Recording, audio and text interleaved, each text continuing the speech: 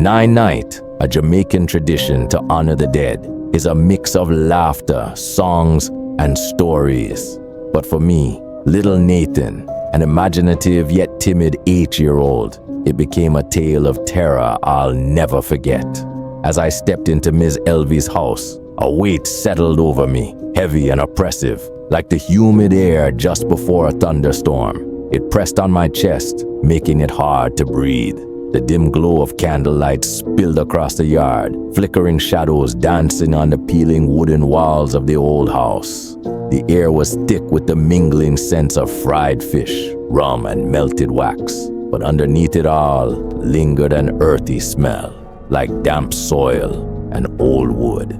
"Come, Nathan," my mother said, her voice soft but urgent. I clung to her scarf, the familiar scent of her perfume anchoring me in this strange, overwhelming space. "Mummy, me know stay here," I whispered, my voice trembling. She crouched down, wiping a stray tear from my cheek with her thumb, her face tense as though trying to convince herself of what she was about to say. "You're safe here. Miss Elvie will watch you. Me soon come back, all right? Behave yourself." I nodded reluctantly, even as my stomach churned. My mother gave Miss Elvie a polite nod, gently pushing me forward. Miss Elvie was a tall, imposing woman with sharp eyes that seemed to pierce through you. She was known in the village as someone who could speak with the dead. Her voice, calm but firm, sent shivers down my spine. "Come now, Nathan. You look like you're tired." I hesitated, my feet rooted to the ground, but Miss Elvie's gaze left no room for argument. I shuffled into the house, clutching my mother's scarf tighter. Inside was worse. The floorboards groaned beneath my small feet, and the dimly lit hallway seemed to stretch endlessly. Shadows flickered along the walls, as if they were alive, whispering secrets I couldn't quite hear. Miss Elvie led me to a small back room with a single cot. "Stay here, rest if you can," she said, her voice softer now, but still tinged with something I couldn't place. Pity, perhaps, or warning. The sounds of the Nine-Night drifted through the thin walls. Laughter, the clinking of glasses, and gospel songs sung off-key. Yet back here, everything felt unnerving still. I sat on the cot, wrapping my mother's scarf around me like a protective shield. The shadows in the corners seemed to move when I wasn't looking, and the faint hum of conversation outside only made the room's silence more oppressive. "Them noisy, eh?"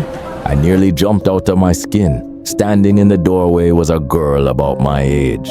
Her big, bright eyes sparkled with mischief, and her sly grin revealed a single chipped tooth. "Me is Keisha," she said, stepping into the room with an air of confidence that made me feel small. "You look like you don't belong here."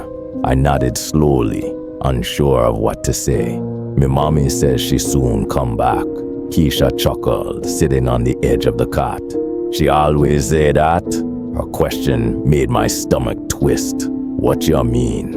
"Parents always say them soon come back," she replied, her voice light and playful. "Sometimes, them don't." Her words sent a chill racing down my spine. "Me know something that can help," Keisha said, her grin widening.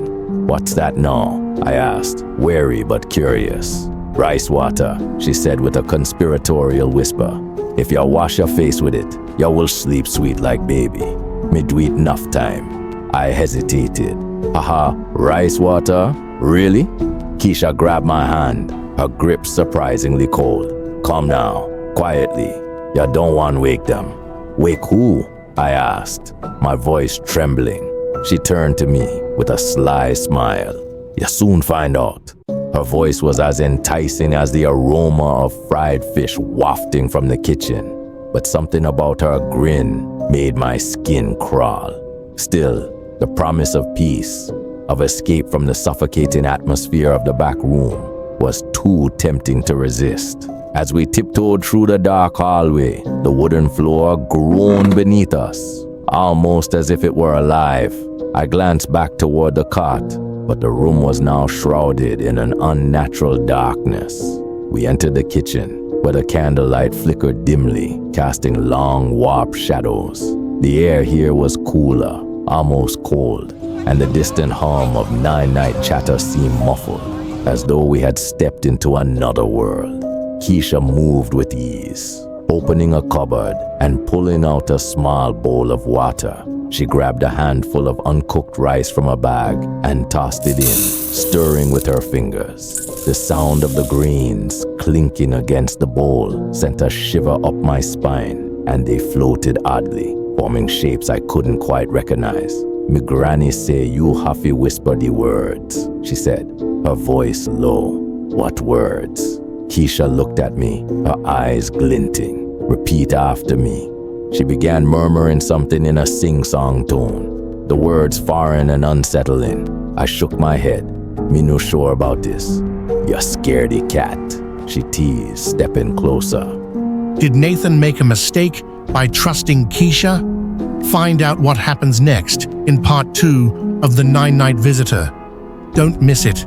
Things are only getting started.